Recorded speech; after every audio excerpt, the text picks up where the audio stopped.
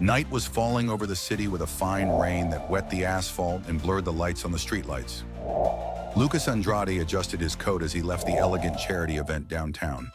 The echo of his footsteps resonated in the deserted alley he decided to take as a shortcut to his car, a decision that, minutes later, he would deeply regret. Suddenly, two figures emerged from the shadows. One of them, tall and robust, blocked his way, while the other, shorter but equally menacing, stood behind him. "Hand over your wallet and watch now," the first one growled. Lucas, frozen in fear, tried to explain that he was carrying nothing of value, but his words were lost among the men's threats. When the sturdier one pulled out a knife, Lucas felt his heart stop. The gun's metallic gleam reflected the streetlights, intensifying his panic. He was about to give in when, out of nowhere, a lithe shadow appeared behind the attackers. A boy, barely visible under his soaked hood, struck the gunman with a makeshift stick, knocking him to the ground.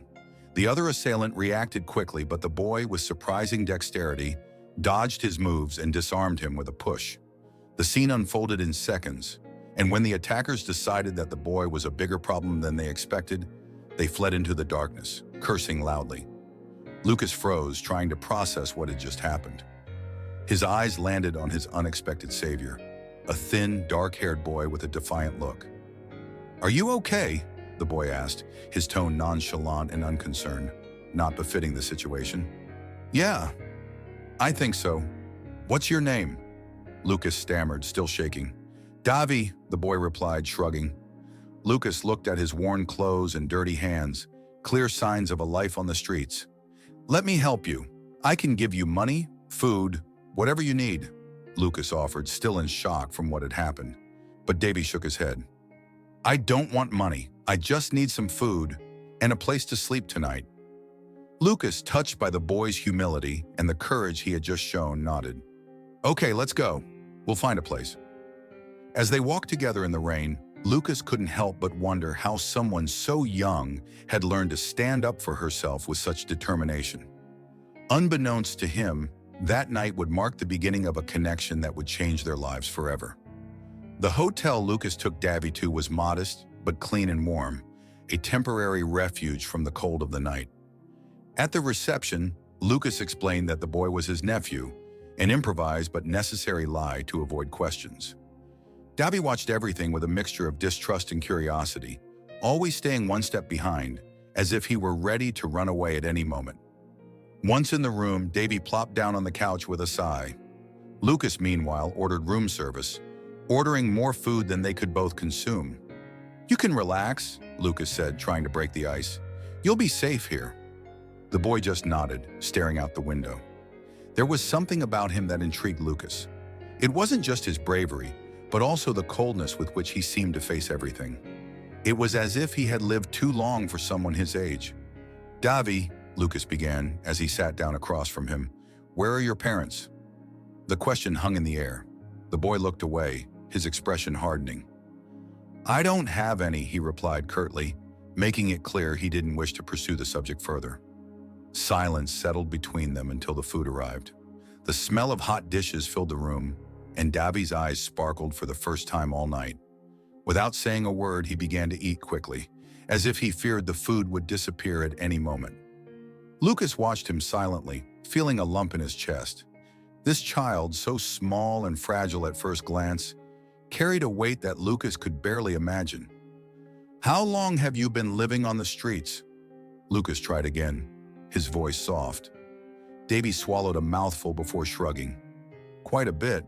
I'm used to it." That answer, delivered with a disturbing ease, left Lucas speechless. How could someone so young resign themselves to a life like that? As the night progressed, Lucas began to reflect on his own life. He was a successful man, owner of a company and respected in his social circle, but he had always felt a void. His relationship with his family had been practically non-existent since his sister disappeared years ago, and he had filled that void with work and social events that now seemed empty to him. However, something about Davi awakened a sense of purpose that he had not felt for a long time. Davi, for his part, was beginning to let his guard down. Although he continued to avoid sharing details of his life, the warmth of the place and Lucas's patient attitude seemed to ease some of his tension. Still, his answers remained evasive, as if he feared that any word would reveal more than necessary. When it was time for bed, Lucas offered the boy the bed, but Davy insisted on staying on the couch. "I'm not used to beds," he said with a weak smile. Lucas decided not to insist and turned off the lights, staying awake for a while, lost in his thoughts. In the midst of the darkness, one question kept running through her mind. Who was Davy really, and what secrets did he hide behind those eyes that were so young and at the same time so old? The morning came with the first rays of sunlight coming through the curtains in the room. Lucas woke up with a slight feeling that something had changed. He looked toward the sofa and saw Davy fast asleep, wrapped in the blanket he had offered him. For a moment, Lucas had been sleeping for a while. For a moment, he thought about letting the boy rest more, but curiosity and concern prompted him to act. After a quick breakfast, Lucas decided he needed to know more about Davy. The boy's evasive words echoed in his head, and he couldn't ignore the growing feeling that there was something much deeper behind his story. He remembered hearing about a local organization dedicated to helping street children and decided to go in search of answers. Arriving at the small community center, Lucas was greeted by Renata, a woman with a kind look and determination on her face. Her brown hair was pulled back into a messy bun, and she was wearing a vest with the organization's logo. "How can I help you?" she asked with a mix of interest and caution. "I'm looking for information about a boy." "His name is Davy," Lucas explained, showing her a photo he had taken that morning while Davy was still asleep. Renata frowned as she recognized the boy. "What happened? Is he okay?" she asked, visibly worried. Lucas told her what had happened the night before, leaving out the most alarming details. Renata sighed deeply before answering. "Davy has been on the streets for years. He has been through things that no child should have to experience. We tried to help him several times, but he always runs away. He is a survivor, but also a wounded child."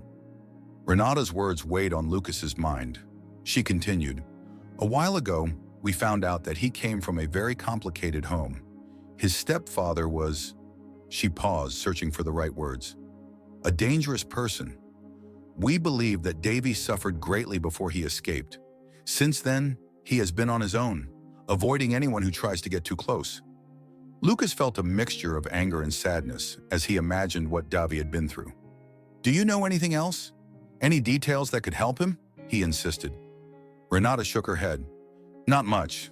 Davy doesn't trust easily, but there's something about him, a strength that keeps him going. I've always felt like he's searching for something or someone, though he's never told me."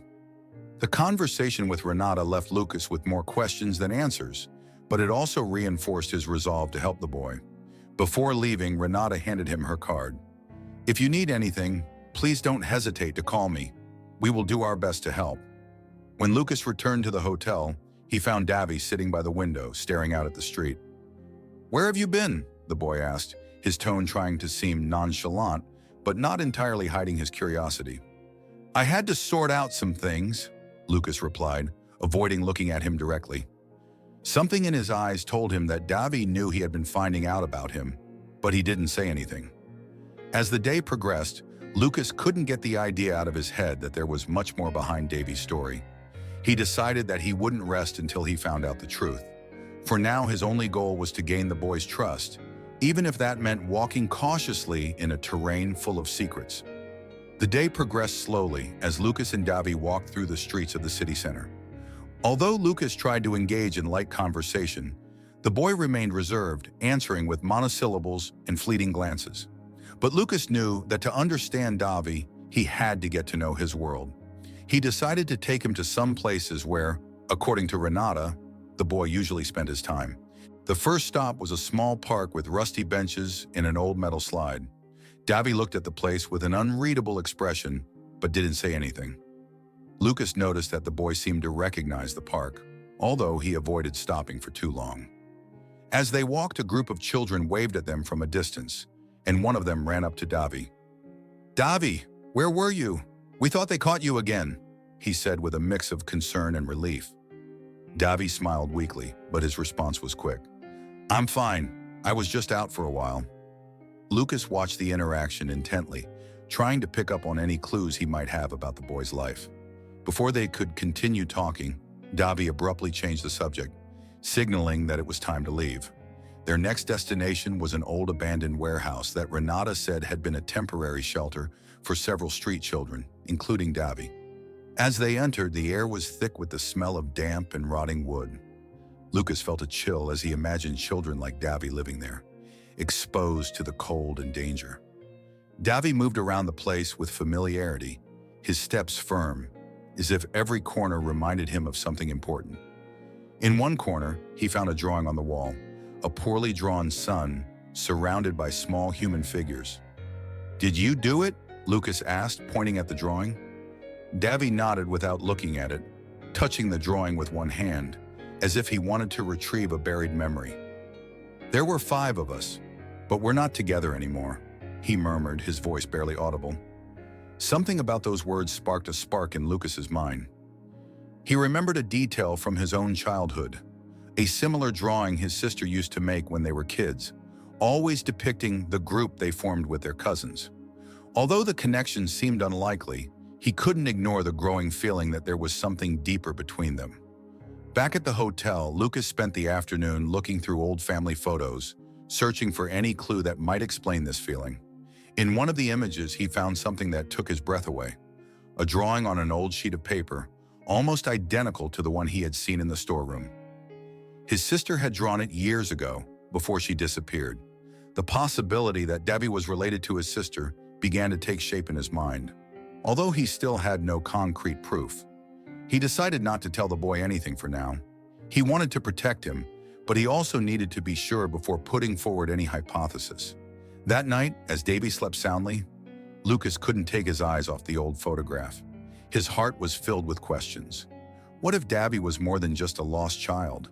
Could this chance encounter be the key to solving the greatest mystery of his life? With a mixture of hope and fear, Lucas knew that the path to truth had just begun. Lucas spent the whole morning lost in his thoughts, with the photos of his sister and Davy's drawing still fresh in his mind. There was something about that connection that he couldn't ignore. He decided that in order to move forward, he needed help. So he contacted a former employee of his company, Joaquin, a man who had worked for years in the research area and who was known for his ability to find information even in the darkest corners.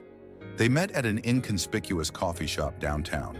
Joaquin, a man with gray hair and a shrewd look, listened intently as Lucas explained what little he knew about Davy and the possibility that he was related to his missing sister. Joaquin nodded seriously. "It's a complicated case, but I can start by tracking down records and any information about the boy. If there's anything, I'll find it." Meanwhile, Lucas returned to the hotel, where he found Davy sitting by the window, watching the cars come and go. "Are you okay?" Lucas asked, trying not to sound too intrusive. Davy nodded without looking away. "I was just thinking," he replied in a tone that made it clear he didn't want to go into any further details. The tension between them was palpable. Lucas wanted to know more, but he didn't want to push him. He decided to give him space, knowing that trust was built over time. However, inside, anxiety grew with each passing minute without answers. The next day, Joaquin called him with some news. "I found something interesting," he said in a cautious tone. "There are documents that connect Carlos Mendez, a man with a shady background, to your sister and potentially to Davy. It seems that Mendez was involved in an illegal adoption ring years ago. I don't have solid proof yet, but there are enough clues to investigate further." The name Carlos Mendez rang like a bell in Lucas's mind. He knew him, albeit superficially, as a businessman of dubious reputation. The idea that Mendez could be linked to the disappearance of his sister and Davy filled him with rage, but also with determination. That night, while Davy slept, Lucas looked through the documents that Joaquin had sent him.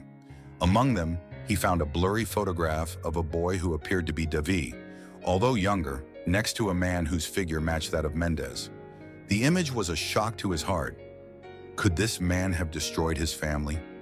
Lucas knew he couldn't confront Davy with this information yet. The boy already carried too many scars, and he didn't want to add any more weight to it. But he also knew that he had to act quickly, because the closer he got to the truth, the clearer it became that danger was lurking. Before turning off the light that night, Lucas looked at Davy, who was sleeping peacefully for the first time in days. In his mind, he swore that he would do everything he could to protect him, no matter what it meant. After all, if the boy was really his nephew, he wouldn't let anyone else harm him. The tension in the air was palpable. Ever since Lucas received the documents from Joaquin, he couldn't help but look over his shoulder and feel like someone was watching him. He knew that by getting closer to the truth about Carlos Mendez, he was entering dangerous territory. However, his determination was stronger than his fear. That morning, as Debbie ate breakfast, Lucas noticed that the boy was more relaxed, even talkative, something unusual for him. "Do you always work so hard?" Davy asked, pointing at the sheets of paper and the open laptop on the table. Lucas smiled weakly. "When something is important, yes. But this is not just work, it's personal." Davy looked at him curiously, but before he could ask more, Lucas's phone rang. It was Joaquin. "Lucas, we have a problem. It seems that Mendez found out that we are investigating. I have received anonymous threats, and I am sure they are coming from him. You have to be careful." The warning sent a chill down Lucas's spine. He looked at Davy, who was still oblivious to the seriousness of the situation. "Thanks for letting me know, Joaquin. I'll do my best to keep us safe," he said before hanging up. That day, Lucas decided he couldn't stay in the hotel any longer. It was too risky. He quietly booked a house on the outskirts of the city, a remote place where they could stay off Mendez's radar for a while. He didn't explain to Davy the real reason for the move, only telling him it would be better for both of them. Arriving at the house, a modest shelter surrounded by trees, Davy seemed calmer. "Why did we move?" he asked as he explored the place. "It's just a precaution. We'll be more comfortable here," Lucas replied, hiding the truth. However, the peace of mind was short-lived. That night, as Lucas was reviewing more documents and clues, an anonymous message arrived on his phone. "Stop digging up the past or you'll regret it." The threat didn't need explaining. Mendez was aware of his every move, and that meant Davy was in danger too. Lucas turned off the phone and took a deep breath. He knew Mendez wouldn't stop easily. He looked into the living room, where Davy was playing with a puzzle Lucas had bought for him. The boy, oblivious to the danger, laughed as he tried to fit the pieces together. At that moment, Lucas swore to protect him at all costs. That night, before going to bed, Lucas left a makeshift security camera in the entrance and reinforced the locks on the doors. Meanwhile, his mind was racing, trying to plan his next move.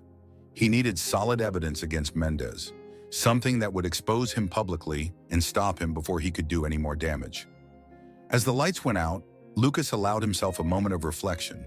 Though the danger was real, he also felt that he was closer than ever to discovering the truth.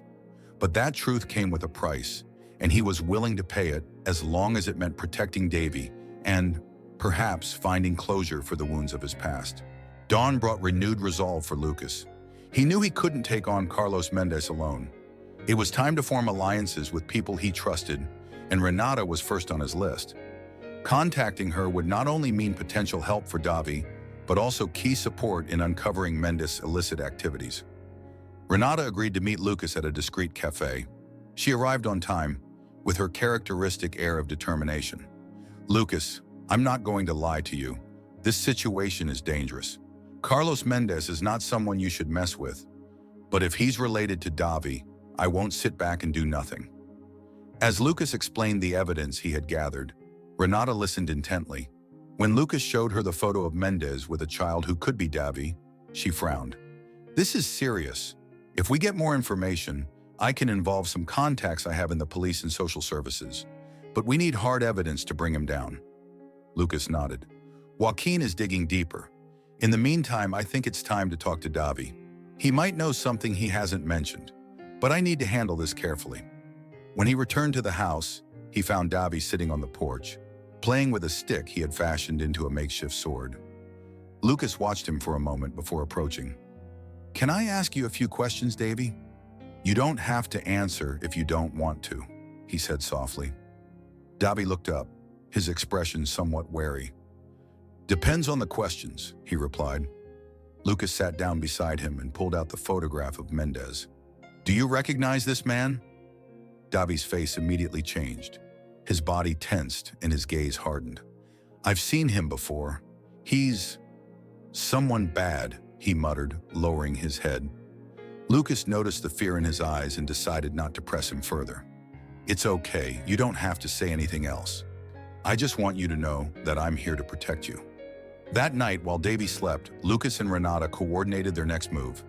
Renata contacted a local journalist who had worked on exposés of corruption in illegal networks.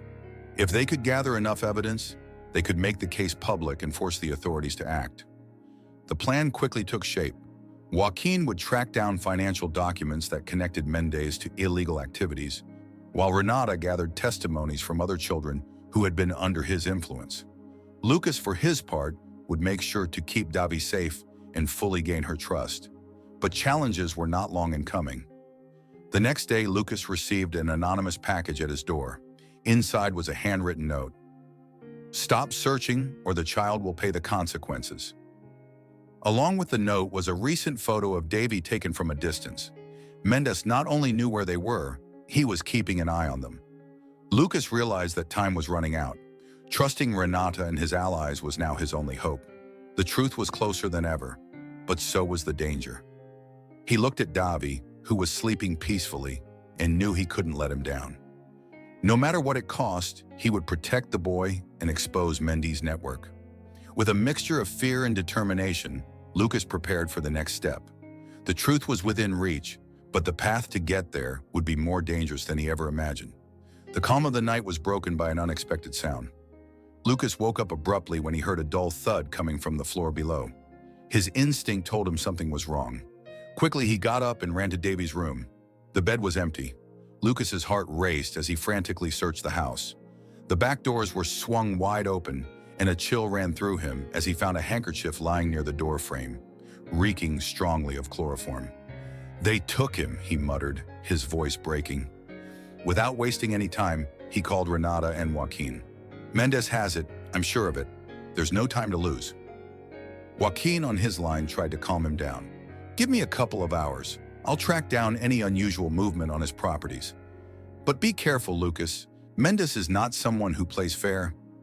As he waited for news, Lucas felt helpless.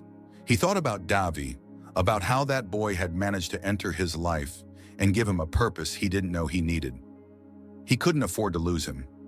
He looked at the picture of Mendez on his phone, swearing that this man wouldn't get away with this. Finally, Joaquin called him again. "Lucas, I have something. Mendez has a house on the outskirts near a lake. According to my sources, it's his meeting point when he wants to avoid detection. I think you'll find him there." Lucas didn't hesitate. He got into the car and drove quickly to the address. Renata insisted on accompanying him, worried about what she might find. As they made their way through the dark, winding road to the property, Lucas tried to stay focused, even though anger and fear consumed him. Upon arriving, they turned off the car lights and cautiously advanced toward the house. From a distance, they could see a dim light in one of the windows. Renata grabbed her phone, ready to call the police if necessary, but Lucas knew they couldn't wait. Every minute that passed was critical. They entered through a side door, dodging the guards patrolling the property. The interior of the house was dark, but voices could be heard coming from a nearby room. Lucas recognized Mendez's voice, arrogant and unconcerned, as he spoke to one of his men. "That kid is a useful tool. If Lucas doesn't back off, he'll know what it's like to lose something valuable." Lucas's anger was palpable, but he forced himself to remain calm. He moved forward cautiously until he saw Davy, tied to a chair in the corner of the room. Although his eyes were closed, he appeared to be unharmed. Without a second thought, Lucas leapt forward, knocking out one of the men guarding the boy. Renata from the doorway screamed for help, while Mendez tried to escape. Chaos broke out. Guards rushed to the scene, but Renata's quick intervention and the timely arrival of the police, alerted by her, changed the course of events. Mendez was arrested while shouting threats, and Davy was released.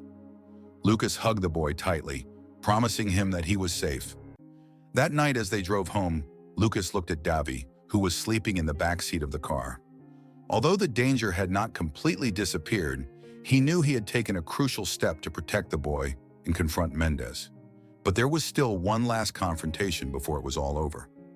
Dawn brought with it an eerie silence, as if the city was holding its breath in the face of the inevitable.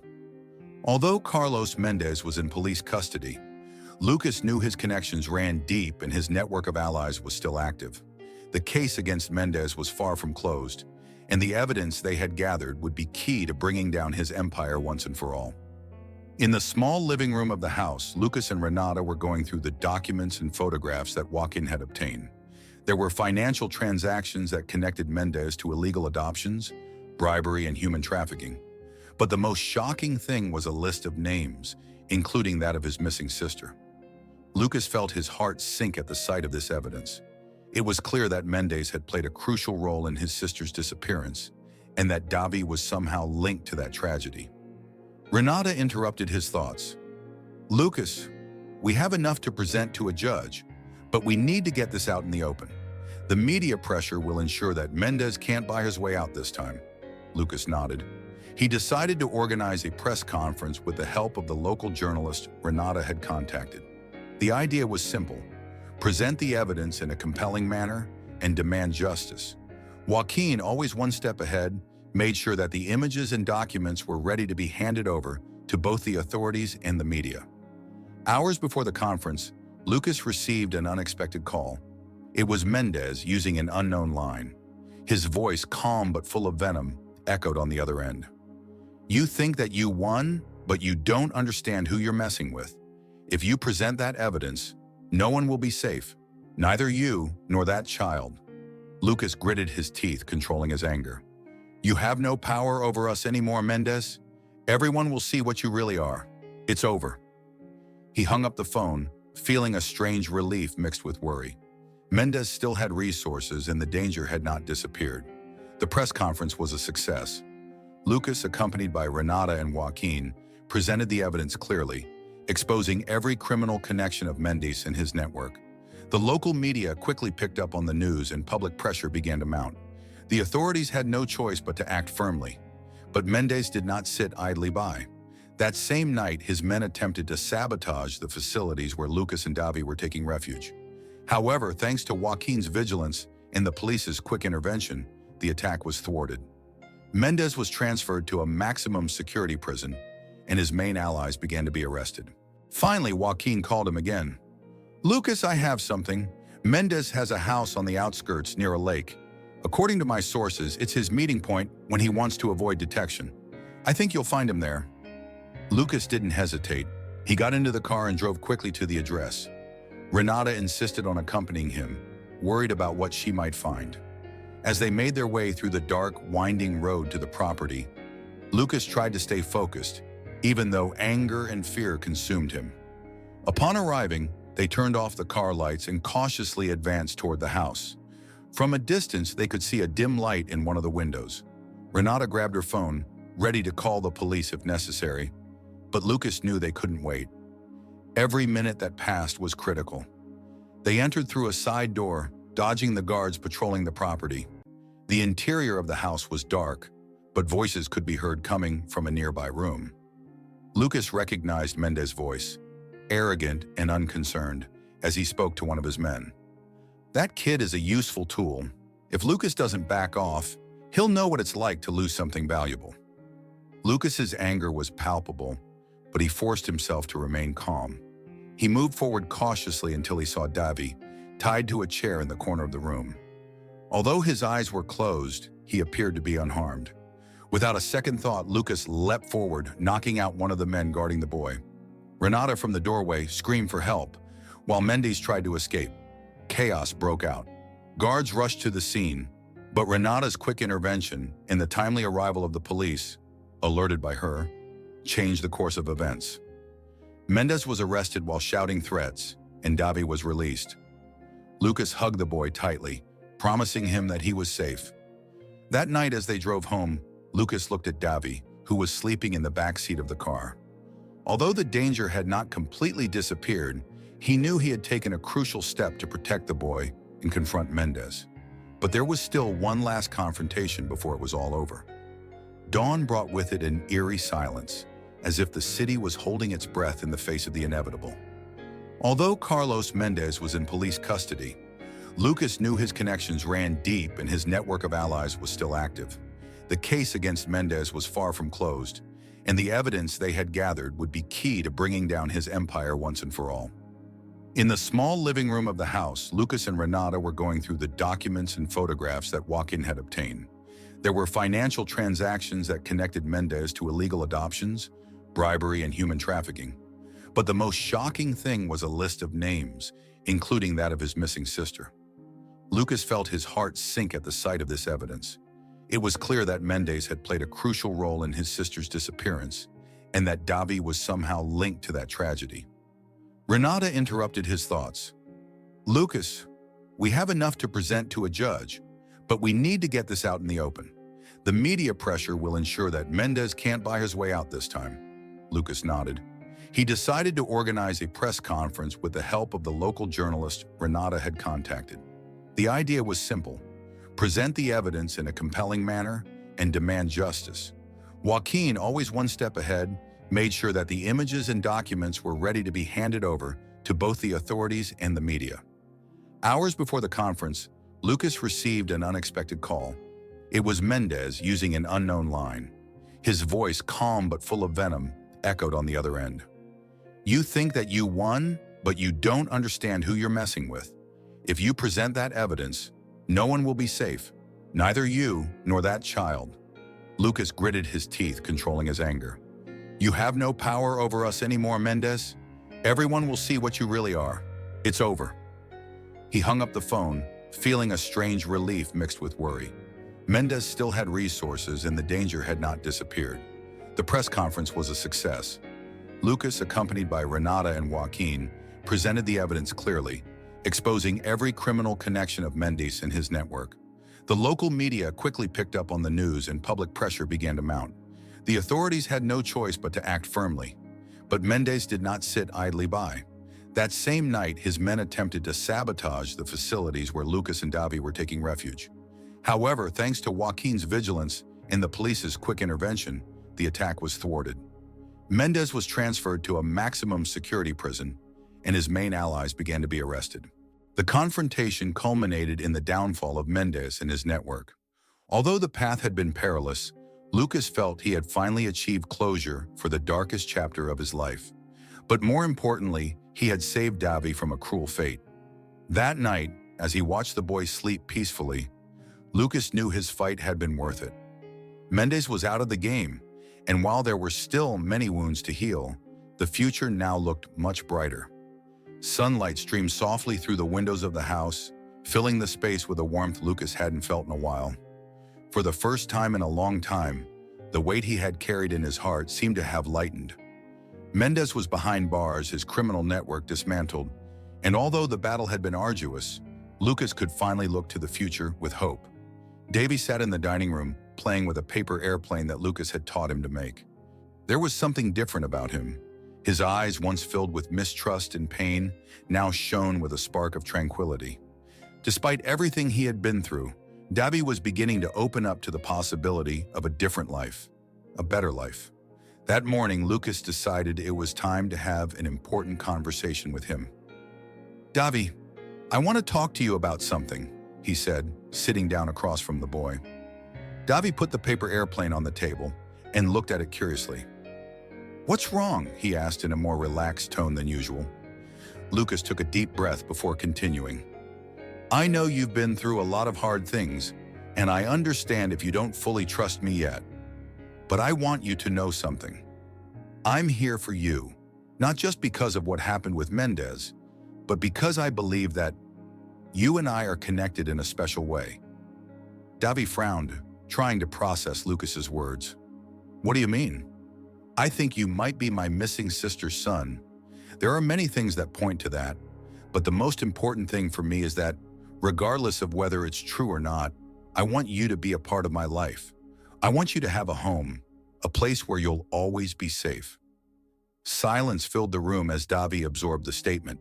Finally, he looked up and his eyes filled with tears. "I never had a real home. If that's what you're offering, yes, I want to stay." Lucas felt his heart fill with indescribable joy. He hugged Davi tightly, promising himself that he would never let anything or anyone hurt him again. The next few days were filled with paperwork and meetings with Renata and social services.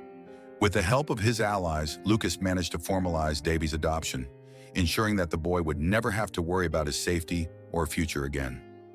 The last scene of their story together took place in a park, the same one where Davy used to spend time before he met Lucas. Now the park was a different place for him. It no longer represented loneliness, but a new beginning. Lucas, sitting on a bench, watched as Davy ran and laughed, his face full of happiness. Although the road had been long and full of challenges, Lucas knew it had all been worth it. He had found in Davy not only a long-lost nephew, but also a reason to keep going. And together they were ready to build a new life, full of hope and possibilities. As the sun set on the horizon, Lucas and Davy headed home, ready to face the future as a family. Although the shadows of the past still lingered somewhere, they now knew they could overcome them together, because after all, the connections of destiny had brought them together forever. Sometimes the most unexpected connections come along to transform our lives. Lucas learned that even in the midst of pain and uncertainty, it is possible to find a purpose that gives meaning to everything. Davy, a child marked by adversity, discovered that love and family can emerge in the darkest moments. What about you? If you were in Lucas's place, would you have taken the same risk to protect someone you barely knew? How far would you be willing to go for a connection that could change your destiny? Click on the video on the screen to continue your journey of self-discovery and explore more stories that will inspire you to reflect on your choices and values. Don't forget to subscribe to the channel so you don't miss out on content that motivates you to grow and discover more about yourself. See you in the next video.